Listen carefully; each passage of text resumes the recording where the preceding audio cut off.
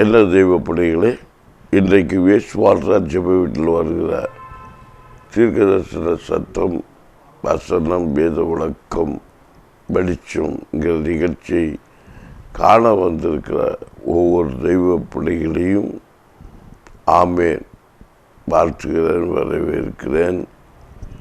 இந்த நேரத்தை இந்த ஊழியத்துக்காக செலவிட்டு எங்களோடு இந்த வார்த்தையை பகிர்ந்து கொண்டு கொள்ள வந்திருக்கிற தெய்வ பிள்ளைகள் ஒவ்வொருவரையும் ஒரு விஷயம் கூட நான் வாழ்த்தி வரவேற்கிறேன். கர்த்தர் உங்களை ஆசீர்வதிப்பாராக. என்னை கேட்கிற தெய்வ பிள்ளைகளே, ஆமேன், நாம் விசேஷவர்களாக இருக்கிறோம் என்று கடந்த நாட்களிலிருந்து தொடர் செய்தியாக நாம் பார்த்து கொண்டிருக்கிறோம். யார் விசேஷித்தவன்?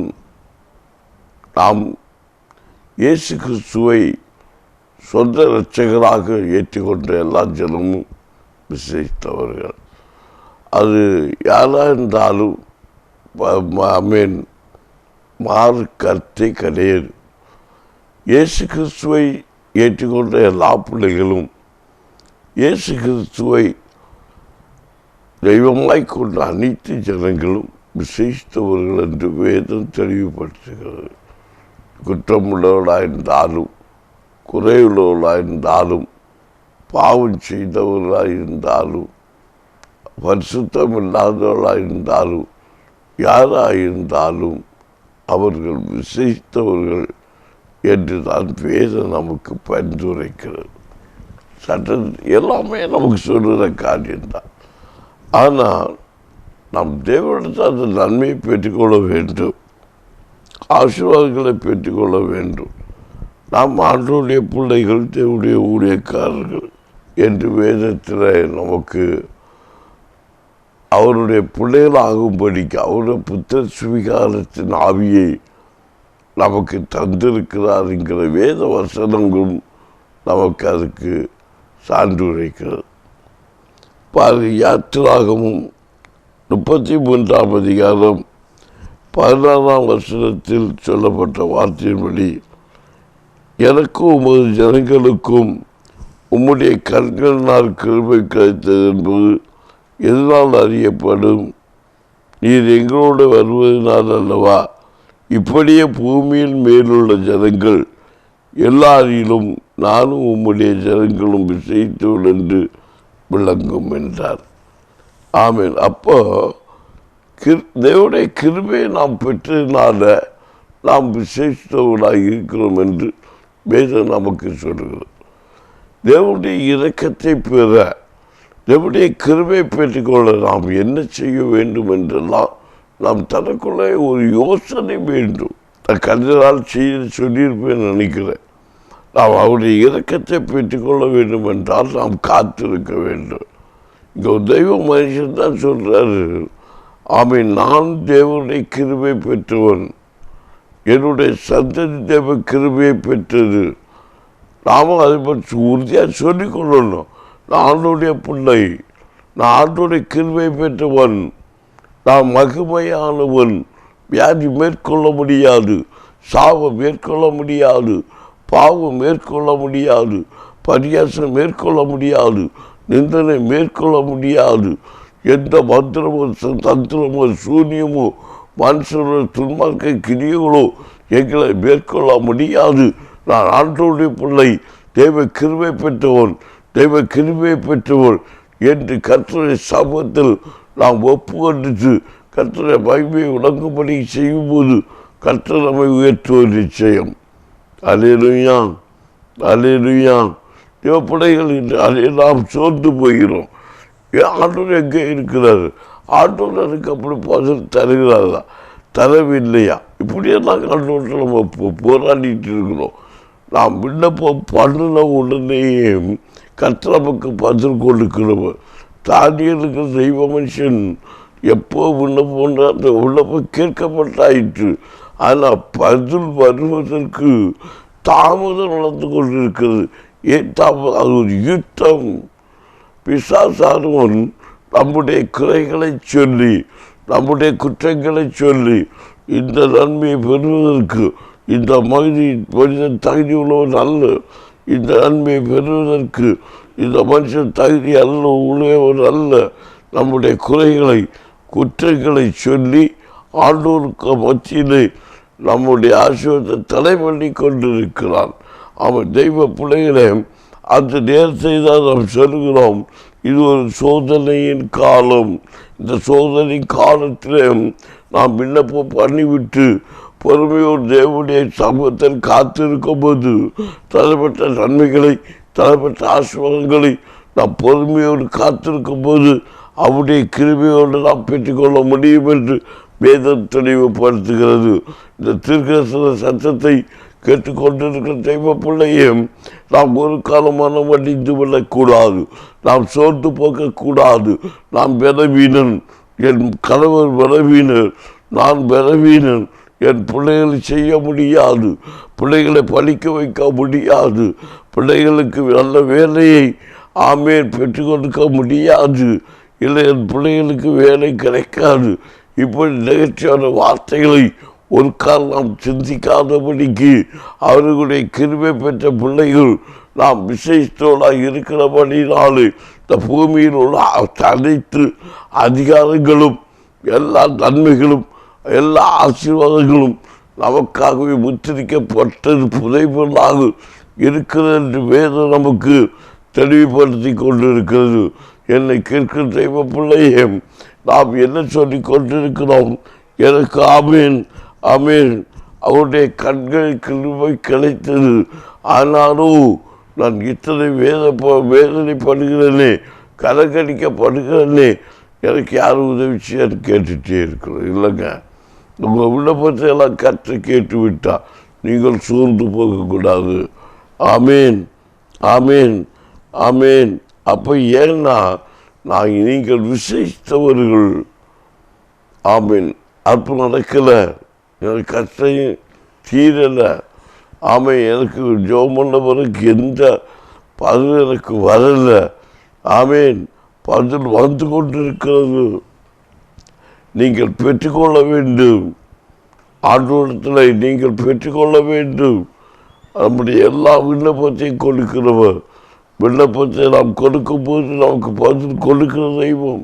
எல்லா விண்ணப்பத்திற்கும் கர்த்தராகிய ஆண்டவர் நம்ம பதில் கொடுக்கிற தெய்வம். ஒரு நாம் பண்ணுகிற விண்ணப்பத்தை கூட அவர் கேட்காமல் இருக்கிறவர் அல்ல. அவர்தான் வேதத்தில் சொல்லப்பட்டிருக்கிறது, என் செவி மந்தமாகவில்லை. ஆமேன். நான் ஊமையாகவும் இல்லை. வாயிலிருந்து பேசாத நம்முடைய தெய்வம் அல்ல. காதிலிருந்து கேட்காத தெய்வம் அல்ல. நான் உங்கள் பாடுகளை வேதனைகளை நான் கண்ணிருந்து காணாத தெய்வம் அல்ல. நானோ ஜீவனுள்ள தேவன். அன்றைய கர்த்தர் கூட பார்த்து சொல்லுகிறார். ஆமேன். பாருங்க, நான் ஜீவனுள்ள தேவனாக இருக்கிறேன். நான் பறந்து காக்கும் பட்சியாக இருக்கிறேன். பட்சிக்கிற அக்னியாகவும் இருக்கிறேன். காக்கிறவன் அவரும் பட்சிக்கிற அவருமாய் இருக்கிறபடினால் அவருடைய பாதத்திலே அமர்ந்திருக்கிற பிள்ளைகள் கிருபை பெற்றவர்கள். கிருபை பெற்று ஆனபடினாலே நீங்கள் விசேஷித்தவர்கள். அல்லேலூயா அல்லேலூயா. அநேகர் சொல்லுவாங்க, எனக்கு யாருப்பா உதவி செய்ய இருக்கிறது? நீ இயேசுவை சொந்த ரட்சகராக பெற்றுக்கொண்டாலே நீ மனுஷன் உங்களுக்கு உதவி செய்ய மாட்டான், இயேசு உங்களுக்கு உதவி செய்வார். அதனால் எல்லா மனுஷனையும் பகைத்து கொண்டு இருக்க வேண்டும் என்று அல்ல. இயேசுடைய வார்த்தை என்னவென்றால் எல்லாவரையும் சிநேகிக்க வேண்டும். மனுஷனை நம்புவதை பார்க்கிறோம். கர்த்தர் மேல் பற்றுதலாக இருக்கும்போது இருப்பது நலம் என்று வேதம் சொல்கிறது. அந்த வார்த்தையை மறந்து அந்த வார்த்தை வசனங்களை எடுத்துக்கொண்டும் அதை மறந்தும் அவருடைய சத்தியத்தை மறந்து நாம் வாழ்ந்து கொண்டிருக்கிறோம். மனுஷன் மேலே பற்றுதலாக இருப்பதை விட கர்த்தர் மேல் பற்றுதலாக இருப்பது நலம். அதான் கவனிங்க, மனுஷனுக்கு மேலே பற்றி இருக்காம கர்த்தர் மேலே பற்றி இருக்கணும், பற்றுதல் இருக்கணும்.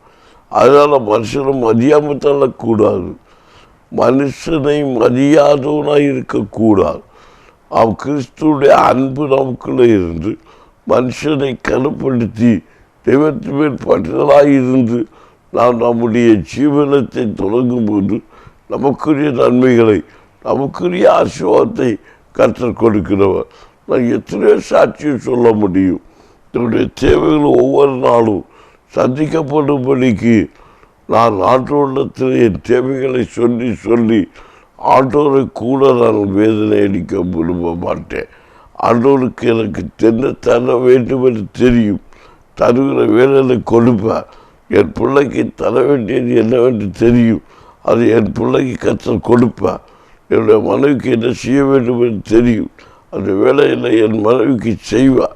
எனக்கு என்ன செய்ய வேண்டும் என்று கற்றுக்கு தெரியும். அந்த நேரத்தை எனக்கு எல்லாம் கொடுத்து உதவி என்னை கனப்படுத்துவார் என்கிற ஒரு விசுவாசத்தோடு தான் நான் கர்த்தருடைய சமூகத்தில் விசேஷித்தவன் என்று நான் சொல்லிக் கொண்டிருக்கிறேன். நான் சொல்லுகிறது போல உங்களையும் சொல்லுகிறேன். நீங்கள் அதை சொல்லிக் கொள்ளணும். நான் விசேஷித்தவன், எனக்குரிய எல்லாம் கர்த்தர் பார்த்து கொள்வார். நான் ஆண்டவருடைய பாதத்தில் பிரியமாக இருக்கிறபடியா அவருடைய கிருபையை நான் பெற்றபடியினால் நான் விசேஷித்தவன் என்று வேதம் சொல்லுகிறது. எங்களோட வருவதை ஆமேன். ஏன்னா அவர் நம்மோட வருகிறார் என்று வேதம் சொல்லுகிறது. பார்த்தீங்களா? அந்த பகுதியை பார்த்தீங்களா? கிருபை கிடைத்தது என்பதனால் அறியப்படுகிற நீங்கள் ஆமேன் எங்களோட வருவதால் அல்லவா ஆண்டவர் நம்ம கூட வருகிறாரு, வந்துக்கிட்டே இருக்காரு. நம்ம நிலைகளை அறிகிறவர், நம்ம பார்வை அறிகிறவர், நம் எண்ணத்தை அறிகிறவர், நம்ம சிந்தனையை அறிகிறவர், நம்ம யோசனையை அறிகிறவர், நம்மை அறிந்து நம்மளை செயல்படுத்துகிறவர். ஆமேன் ஆமேன். நம்முடைய கிரியத்தக்க பரிபனை அப்படியே கொடுக்கிறவர். நம்முடைய எண்ணங்களை அறிகிறார், நம்முடைய சிந்தனையை அறிகிறார், நம்முடைய இதயத்தின் இயக்கத்தை அறிகிறார், கிரியைகளை அவர் அறிகிறார், நம்ம பேச்சை அறிகிறார்.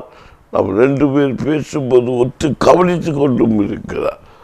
ஆமேன். அவர் நினைப்போம், ஆண்டவர் எதுவும் காண்கிறது இல்லை, ஆண்டவர் எதுவும் கேட்கிறது இல்லை. ஆமேன் ஆமேன். வசனத்தெல்லாம் படித்து பார்ப்பீங்கன்னா, ஒரு தகப்பை கேட்பதை விட ஒரு தாய் கேட்பதை விட ஆண்டவர் எல்லாவற்றையும் கேட்டும் அலைந்தும் கண்டும் எப்போது நிதானித்தும் நம்மை நடத்தி கொண்டு இருக்கிறவர் கர்த்தர். அதனால ஒரு சகோதரர் சொப்பன தரிசனத்தை பார்த்தார்.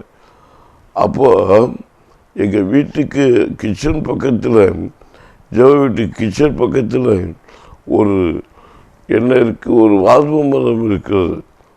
அப்போ அந்த சகோதரி புள்ள வாலிப சகோதரி தரிசனம் பார்த்து சொல்கிறாங்க, சொப்பன தரிசனத்தை, அங்கிள் பாஸ்டருங்கள், நம்ம இந்த மரத்தில் அநேக கண்கள் இருக்கிறதாக அந்த கண்கள் எங்களுக்கு எல்லா காரியத்தையும் உற்று கவனித்து இருக்கிறதாக நான் பார்த்தேன். கவனிங்க, அப்போ கண்கள் இருக்கிறதாம், கண்கள் கவனித்து கொண்டு இருக்கிறது. இப்போது அந்த கிச்சனில் வேலை செய்யலாம் பயம் உண்டாயிற்று. ஆமேன். அவங்க சொல்லுவாங்க, இந்த மரத்தை பார்த்தாலே இதில் கண்ணு இருக்கிறதா எனக்கு தெரியுது, இந்த மரத்தை பார்த்தாலே என்ன உடனே அந்த கண்ணுக்கு நினைவு, அந்த பிள்ளை சொன்ன அந்த கண்ணுக்கு நினைவு வருகிறது. அப்போ கர்த்தர் காண்கிற தெய்வம். ஆமென். அல்லேலூயா. ஒரு மரத்தில் சிந்தை உள்ள இருக்கிறது. அந்த மரம் கூட அது எப்படி வந்ததுன்னே தெரியாத அளவுக்கு முளைப்பிக்க பண்ணி அந்த இடத்த இளர் கொடுக்கிற ஒரு வாழ்வு மரமாக கர்த்தர் மாற்றி வைத்து விட்டார். எனக்கு இருக்கிற தெய்வ பிள்ளைகளே, ஆமேன். பாருங்கள், நாம் கிருபை பெற்ற பிள்ளைகள் ஆனபடியினாலே எல்லாவற்றையும் கர்த்தர் கவனித்து நம்மை நடத்தி கொண்டு இருக்கிறவர். இது நம் மனுஷனை திருப்திப்படுத்துவதற்கு நீங்கள் எங்கேயும் போக வேண்டாம். உங்கள் மனைவியை திருப்திப்படுத்துவதற்கு நீங்கள் எங்கேயும் போக வேண்டாம். உங்கள் பிள்ளைகளை திருப்திப்படுத்துவதற்கு நீங்கள் எங்கேயும் போக வேண்டாம். கர்த்தருடைய நாமத்தில் உண்மையை உத்தமாய் நடக்கும்போது கர்த்தர் நம்மை உயர்த்துகிறவர். கர்த்தர் நம்மை காக்கிற தேவன், கர்த்தர் நம்மை நடத்துகிற தேவன், கர்த்தர் நம்மை மேன்மைப்படுத்துகிற தேவன். ஆனால் அப்படி என்று நான் வேதம் சொல்கிறது. அப்போ இப்படி பூமியின் மேலுள்ள ஜனங்கள் எல்லோரும் நானும் உம்முடைய ஜனங்களும் விசேஷித்தவர்கள். அப்போ இயேசு கிறிஸ்துவை சொந்த ரட்சகராக ஏற்றுக்கொண்ட பிள்ளைகள் பூமியில் உள்ள சகல ஜனங்களும் விசேஷித்தவர்கள். ஆமேன். அப்புறம் தெய்வ மனுஷன் சொல்லுவதை நாம் வேதத்தில் பார்க்கிறோம். அப்போ நம்முடைய வாழ்க்கையில் தெய்வ பிள்ளைகள், இஸ்ரவேல் ஜனங்கள் என்றெல்லாம் நாம் வர்ணிக்கப்படுகிறோம். இஸ்ரவேல் வீட்டார் தேவ கிருபை பெற்ற பிள்ளைகள், ஆண்டவருடைய பிள்ளைகள். இயேசுவின் நாமத்தினாலே எதை கேட்டால் நான் உங்களுக்கு அருள்வேன். இயேசு கிறிஸ்துவ நாமத்தை சொன்னாலே, இயேசுடைய பெயரை சொன்னாலே நமக்கு ரட்சிப்பு வரும். இயேசுவை நமஸ்கரிக்காத எந்த தெய்வமும் உயிருள்ள தெய்வத்தை ஆராதிக்க உயிருள்ள தெய்வம் இல்லை, இயேசுதான் மெய்யான தெய்வம் என்று வேதம் நமக்கு தெளிவுபடுத்துகிறது. ஏனென்றால் இயேசு இந்த உலகத்திலே பிறந்து உலகத்திலே வளர்ந்து சொந்த குமாரன் நமக்கு கொடுக்கப்பட்டார். அவர் கொடுக்கப்பட்டு ஒரு மனுஷன் இப்படிதான் வாழ வேண்டும், ஒரு மனுஷி இப்படிதான் வாழ வேண்டும் என்று சொல்லி அவர் வாழ்ந்து காட்டியிருக்கிறார். வாழ்ந்து காட்டுவது மட்டுமல்ல, நம்முடைய பாவங்களையும் நம்முடைய கஷ்டங்களையும் நம்முடைய நஷ்டங்களையும் முன்னோர் விதத்த பாவத்தில் வந்த வியாதிகளையும் எல்லாம் அவர் சுமந்து தீர்த்திருக்கிறார். ஆகவே அவருடைய நாமத்தை அறிந்த நாம் செய்தவர்கள் மட்டுமல்ல, நாம் எல்லாவற்றிலும் ரட்சிக்கப்பட்டவர்கள். விசுவாசம் உள்ள ஜெபம் பொனியாளியை ரட்சிக்கும் என்று வேதம் சொல்கிறது. ஆமேன். பொனியாளிக்கு வைத்தியம் தேவை என்று வேதம் சொல்கிறது. ஆகவே நாம் செய்ய வேண்டிய ஒரே காரியம், பொனியாளி ஆக முன்பதாகவே நாம் விசேஷத்தோடு இருக்கிறபடியா நாம் விசுவாசத்தை கொண்டு அந்த விசுவாசத்தை வைத்து அந்த பொடியை நாம் ஜெயிக்க வேண்டும். நான் விசுவாசம் வைத்திருக்கிறேன், என் தெய்வத்தின் சரீரம் இது, இந்த ஆலயம் கட்டத்தக்கிற ஆலயம், நான் விசேஷித்தவன். இயேசு என்னோடு இருக்கும்போது, என் பிள்ளையோடு இருக்கும்போது இந்த தோல்வியங்களை ஜெயிக்க முடியாது, பாவம் ஜெயிக்க முடியாது, பாதாளம் ஜெயிக்க முடியாது. இந்த வியாதியை நான் ஜெயிப்பேன், இந்த தரித்திரத்தை ஜெயிப்பேன், இந்த தோல்வியை நான் ஜெயமாய் மாற்றுவேன் என்று சொல்லி நீங்கள் நானும் உண்மையாகவே கர்த்தருடைய சமூகத்தில் ஒப்புக்கொண்டு ஜெயிப்போமானால் கர்த்தர் அற்புதங்களை செய்கிறவர் என்று வேதம் சொல்கிறது. ஆகவே நாம் விசேஷித்தவர்கள். அப்போ எல்லா ஜனங்களிலும் விசேஷித்தவர்கள் என்று விளங்கும் என்றால் எல்லா ஜனங்களை விட நாம் விசேஷித்தவர்கள். பூமியில் எத்தனையோ விதமான ஜனங்கள் இருந்தால் அவருடைய சாயலை பெற்ற ஜனம், அவருக்குள் விதைக்கப்பட்ட ஜனங்கள், அவரை ரொம்ப தீவ பற்றி கொள்கிற ஜனங்கள் விசேஷித்தவர்கள். அப்போ அவருடைய இலக்கம் நமக்கு எப்போதும் இருக்கணும். அப்போ காத்திருக்கணும், பொறுமையோடு இருக்கணும், தாழ்மையோடு இருக்கணும். கர்த்தருடைய இலக்கத்தை நாம் என்ன செய்ய வேண்டும்? ரசிக்கப்படுவதற்கு நாம் என்ன செய்ய வேண்டும்? அன்றைக்கு பவுல், அப்போஸ்தலனாகிய பவுல் அவனுக்கு கிறிஸ்துவுக்கு பிற்பாடு வழிநடத்தும் போது, ஆண்டவன்மார்களே நாங்கள் ரசிக்கப்படும் என்ன செய்ய வேண்டும்? அப்போ ஆண்டவரோடு இங்கே சேர்த்துக்கொள்ளப்பட வேண்டும். சேர்த்துக்கொள்ளப்படுதல் என்றால் என்ன? ஞானஸ்நானம் எடுப்பது. கிருபை விசேஷத்தோடாக இருந்தால் நீங்கள் ஆண்டவரோடு சேர்த்துக்கொள்ளப்பட கடவீர்கள். விசேஷத்தவன் என்று சொல்லுகிறோம், கிறிஸ்தவன் என்று சொல்லுகிறோம். முழுகவேல் பாவத்திலும் மனம் திரும்பி கிறிஸ்துக்குள்ளே ரசிக்கப்பட்ட பிள்ளைகளாக பாவத்தில் எப்படி மனம் திரும்புவது? பாவம் செய்யாத கிறிஸ்துக்குள் பிறந்த எவனும் பாவம் செய்யான் என்று வேதம் சொல்கிறது. அவள் கிறிஸ்துவுக்கு பிறந்த பிறப்பு என்றால் என்ன? ஆண்டவருடைய பிள்ளைகளை தேவ இறக்கப்பட்ட விசேஷித்த பிள்ளை கிறிஸ்துக்குள் பிறந்தவள், அவள்தான் உண்மை. ஆமீன். கிறிஸ்துக்குள் பிறக்கிற பிறப்பு என்றால் என்ன? தேவ பிள்ளைகள் மர்மமாக்கப்பட வேண்டும். நான் உலகத்தில் மனுஷனாக பிறந்தேன், உண்மைதான். ஆனால் இன்றைக்கோ நான் மறுபுறம் கிறிஸ்துக்குள் பிறந்திருக்கிறேன். எப்படி கர்த்தருக்கு பயந்து நடக்கிற மனுஷனாக நான் மாற்றப்பட்டிருக்கிறேன். கர்த்தருக்கு பயப்படுற ஒரு மனுஷனிடத்தில் ஞானம் இருக்கிறது. அவன் தான் கிருபை பெற்றவன். ஞானமில்லை, கிருபை இருக்கிறது. கிருபை, ஆமேன்.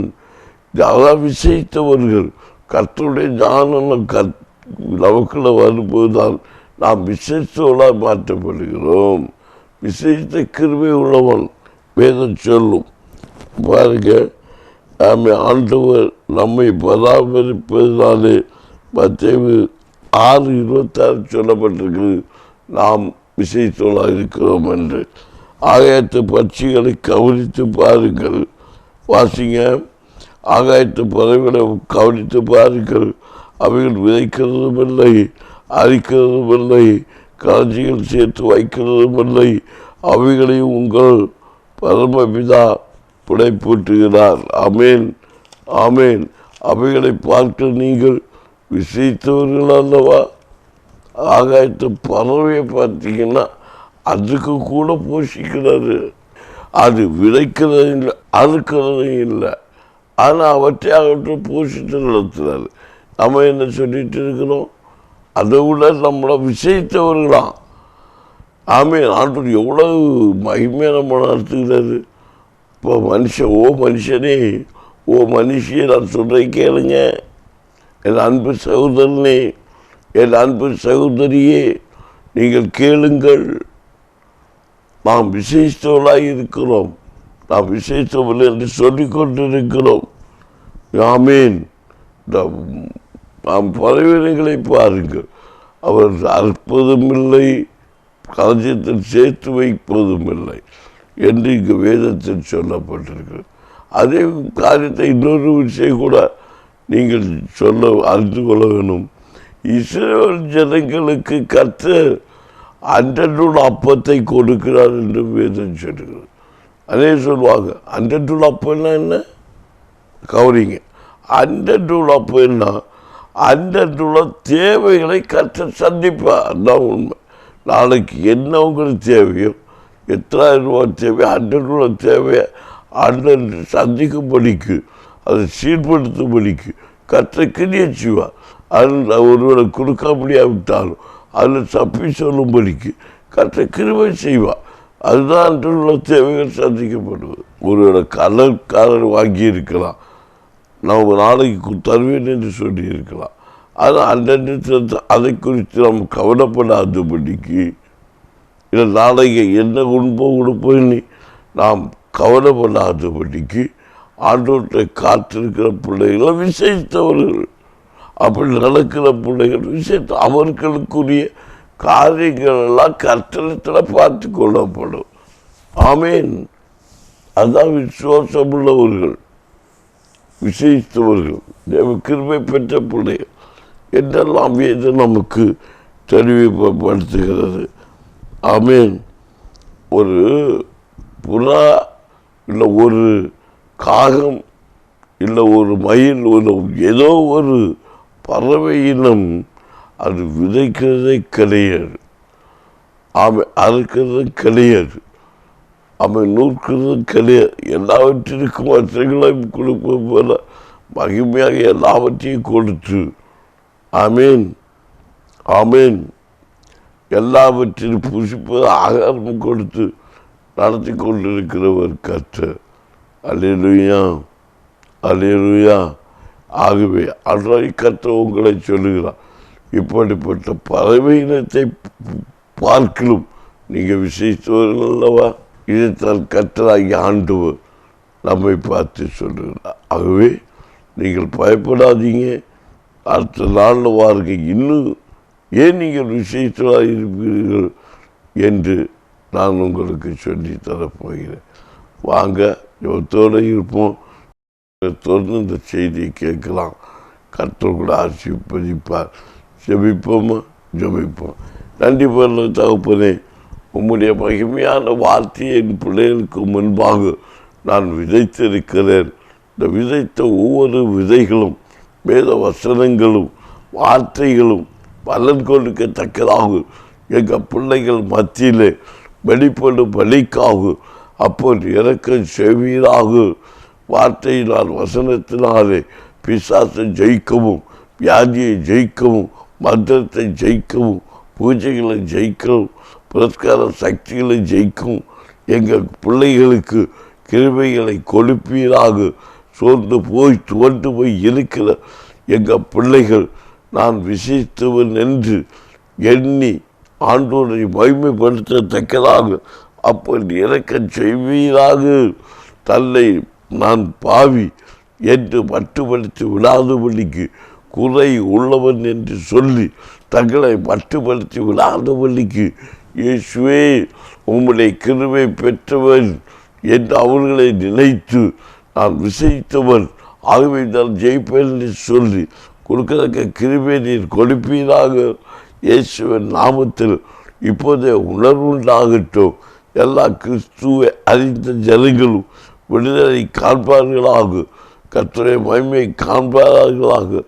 ஆண்டவரே உம்மை தேடாத பிள்ளைகள் உம்மை தேடுவார்களாக. விசுவாசிக்காத பிள்ளைகள் உங்களை விசுவாசிப்பதாகப்பா. இயேசு இந்த வார்த்தைகள் சத்தங்கள் தொனிக்கிற ஒவ்வொரு இல்லங்களில் இருக்கிற அவிசுவாசத்தின் கிரிகள், அவிசுவாச போராட்டங்கள், மார்க்க பேதங்கள் கிரியைகள் அழிக்கப்பட்டு போகத்தக்கதாகும். நான் ஒரு விசைத்தவன், நான் கிருபை பெற்றவன் என்று அநேகர் மத்தியில் சாட்சியிட்டு சாட்சிகளாய் விளங்கத்தக்கதாகும்.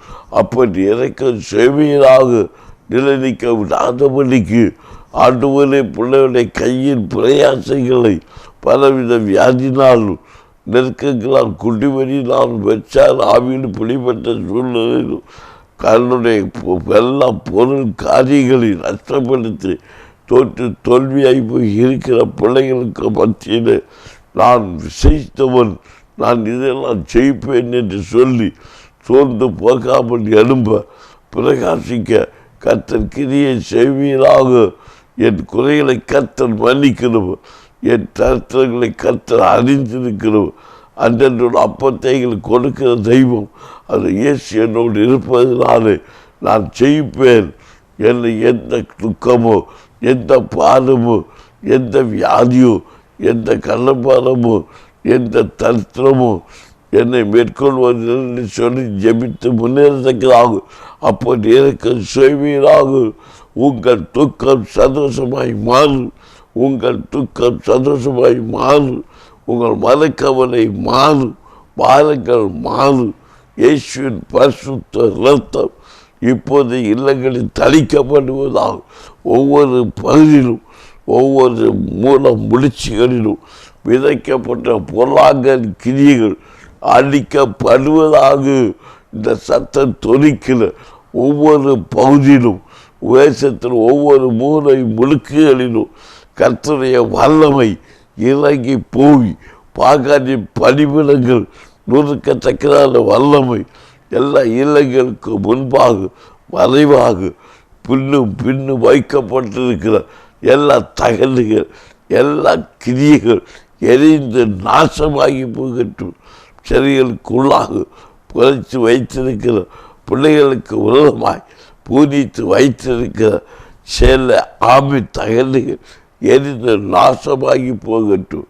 இயேசுவின் நாமத்தில் ரைட் நவ் உள்ள மதிமா கரமா சபானி மலமா பூஜைகள் புரஸ்கார சக்திகள் கிரிகளுக்கு ஆமி பிள்ளைகளை அடிமைப்படுத்தி தகவல்களை எழுதி வாய்ச்சி செய்கிற இப்படிப்பட்ட மந்திர சூன்ய சக்தியில் அடியோடு இணைந்து ஜபிக்கிற பிள்ளைகளுக்கு இப்போது ரட்சிப்பு உண்டாவதாக, விடுதலை உண்டாவதாக.